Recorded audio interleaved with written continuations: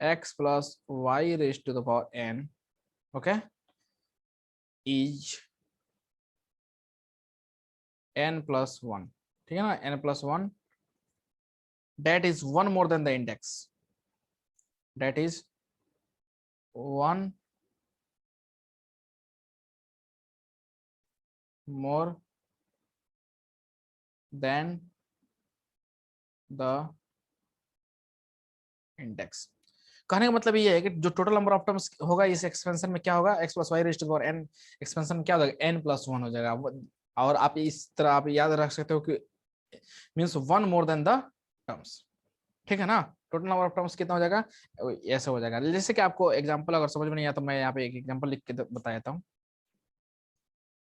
x plus y raise to the power 2, x plus y whole square क्या होता है, x square होता है प्लस 2xy होता है प्लस वाई स्क्वायर होता है। अगर आप देखेंगे तो 1 टर्म 2 टर्म 3 टर्म, कितना टर्म है सारा, ठीक है। इसका डिग्री क्या है 2 है और टर्म्स हमें मिल रहा है 3 टर्म्स। इसका मतलब हुआ कि that is one more than the index. Index जो है इसका क्या है, ये क्या है 2 है यहाँ पे, लेकिन टर्म जो हमें मिल रहा है 3 मिल रहा है।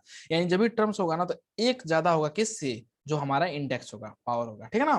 तो ये आपको ये चीज समझ में आ गया होगा। और हम लोग यहाँ से भी समझे हैं कि इसका पावर क्या है, n है। यहाँ पे देखिए ये जो है पावर n है और टोटल नंबर ऑफ टर्म्स कितना मिल रहा है हमें, हमें मिला n प्लस 1, क्योंकि यहाँ 0 से स्टार्ट हो रहा है और n तक जा रहा है तो ऑब्वियस n प्लस 1 टर्म्स हो जाएगा, तो एक ज्यादा मिल रहा है, ठीक है। अब हम लोग बात करते हैं थर्ड पॉइंट, नंबर थर्ड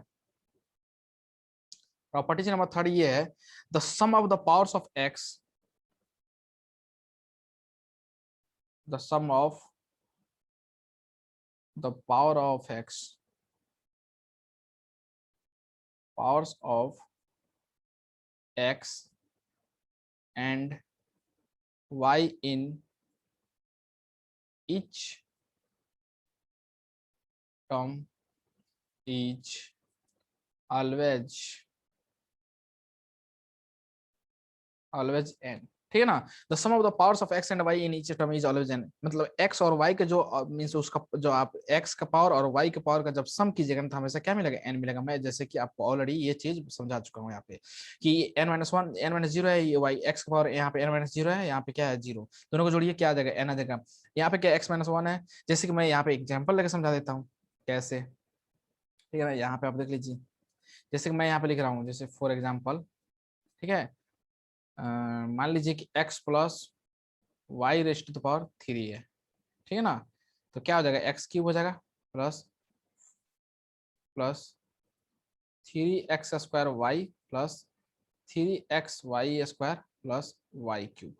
अगर आप ध्यान से देखिएगा ना तो यहाँ डिग्री क्या है, यहाँ पे डिग्री 3 है, यानी सबका डिग्री जो है क्या आना चाहिए 3 है। देखिए यहाँ पे देखिए 3, ये यहाँ पे पावर क्या है 2 है, यहाँ पे पावर क्या है 1 है, इस दोनों को जो जोड़िएगा तो 2 प्लस 1 कितना हो जाएगा 3 हो जाएगा। यहाँ पे पावर क्या है x का पावर 1, यहाँ पे क्या है 2 है, इसको जोड़िएगा तो क्या जाएगा 3 आ जाएगा। यहाँ पे पावर कितना है y raise to the power 3, यानी x का पावर 0 भी तो लिख सकते हैं ना, तो इसको जोड़िएगा तो 3 आ जाएगा। यहाँ पे क्या लिखेंगे y का पावर 0, और इन दोनों को जोड़िएगा तो यही आ जाएगा।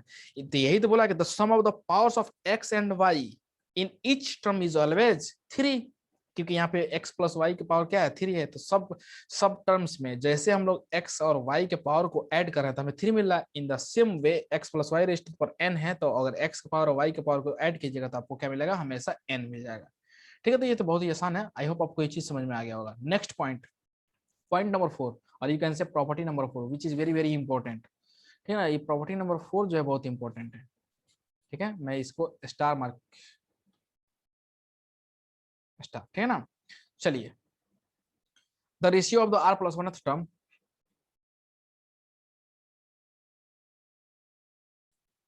the ratio of r plus 1th, the ratio of r plus 1th term from the beginning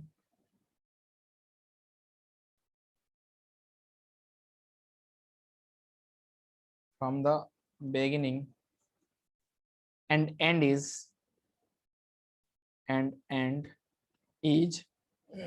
क्या हो जाएगा आप सोचिए,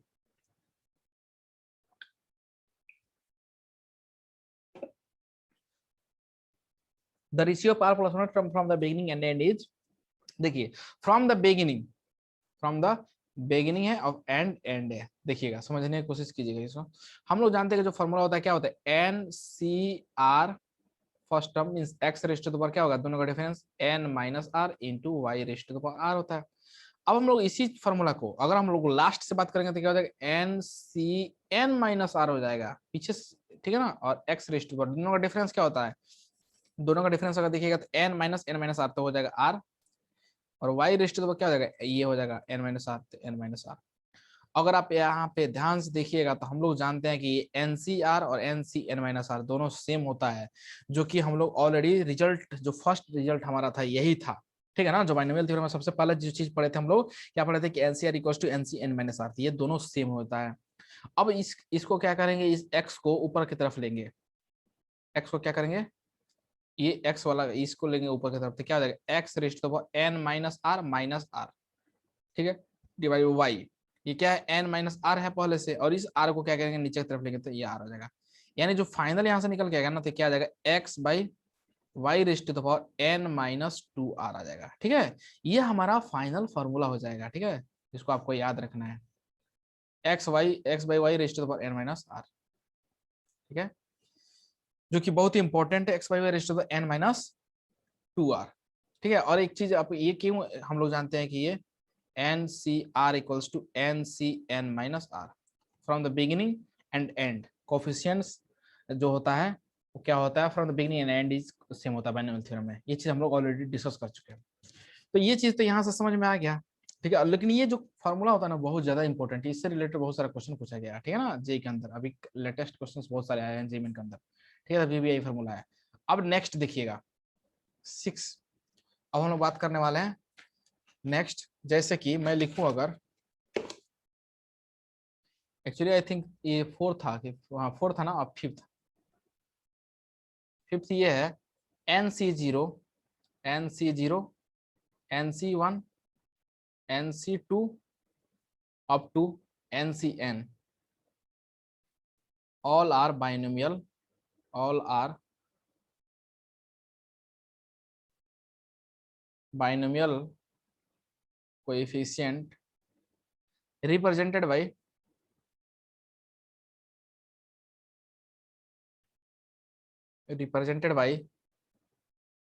C0 C1 C2 up to CN। कहने का मतलब ये है कि जो NC0 है ना, इसको हम लोग C0 भी लिखते हैं, इसका ओल्ड टेक्स्ट बुक देखिएगा तो इसको रिप्रेजेंट करने का तरीका ये भी है, तो आप यहाँ पे कंफ्यूज नहीं होना है कि C0 लिखा है तो N ढूंढने बैठ गए वहां पे कि N तो है ही नहीं, क्वेश्चन रॉन्ग, ठीक है ना। तो आपको ये चीज ध्यान में रखना है, NC0 को C0 लिखेंगे, NC1 को C1 लिखेंगे, और NC2 को क्या लिखेंगे, C2। जैसे कि अगर मानते हैं यहाँ पे ऐसे लिखा हुआ है कहीं, इसके मतलब ये C2, तो इसका मतलब क्या हो गया, NC2, ठीक है ना, मतलब N साइलेंट होता है यहाँ पे, अगर C2 लिखा है तो इसका मतलब हुआ NC2, ठीक है। तो ये चीज आपको ध्यान में रखना है। अब हम लोग बात करते हैं प्रॉपर्टी नंबर 6, प्रॉपर्टी नंबर 6, ठीक है ना, वही है जो हम लोग ऑलरेडी डिस्कस कर चुके हैं बहुत बार, ठीक है। फिर भी लिख देता, the binomial coefficients of the term, the binomial coefficient of the term which are equidistant from which are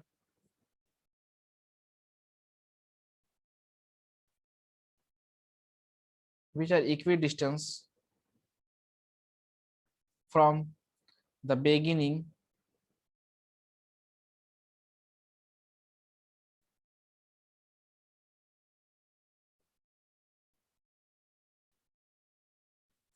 the beginning and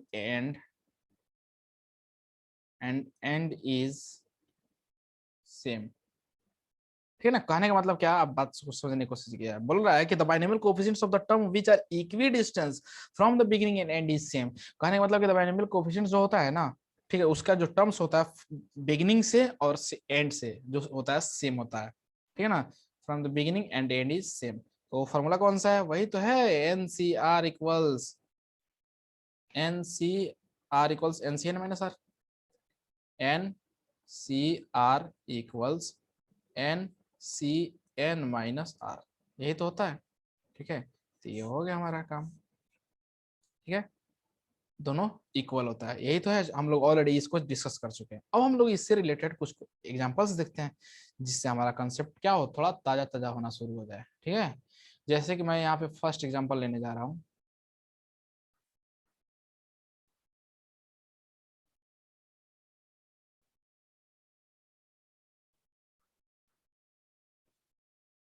to by x square minus x cube by 3 whole raise to the power 11। ठीक है ना, ये है from the beginning, from the beginning, from the beginning fifth term. कहने का मतलब ये है कि हमें फिफ्थ टर्म फाइंड करना है फ्रॉम द बिगिनिंग। ठीक है, बहुत ही आसान है। इसका सॉल्यूशन देखिए, इसको कैसे सॉल्व करेंगे। हम लोग जानते हैं वही formula N C R equals to, ठीक है ना। अब देखिए क्या लिखेंगे, हमें क्या फाइंड करना है, T5। हमें सब लोग सबसे पहले हम लोग एक चीज फॉर्मूला जानते हैं कि TR+1 इक्वल्स क्या होता है, NCR x raised to the power n minus r into y raised to the power r। ये होता है जनरल फॉर्म, जनरल और टर्म बोल सकते हैं या फॉर्म बोलिए, कोई बात नहीं, जनरल टर्म। ठीक है ना। तो TR+1 इक्वल्स टू क्या होता है, NCR x raised to the power n minus 1। आपको एक चीज यहाँ से दिमाग में ये बैठा लेना है कि जो r होगा ना, इस टर्म से हमेशा क्या होगा, एक लेस देन होगा। ठीक है ना, तो we can say r is one less than term, one less than term। ये जो r का जो वैल्यू होगा हमेशा वन लेस देन टर्म होगा, ये चीज आपको ध्यान में रखना ही है। ठीक है, अब हम लोग बात करते हैं यहाँ पे, हमें फाइंड क्या करना है, T5 को फाइंड करना है। तो यहाँ पे क्या हो जाएगा, n का वैल्यू क्या है, यहाँ पे देखिए 11 है ये, तो 11 C R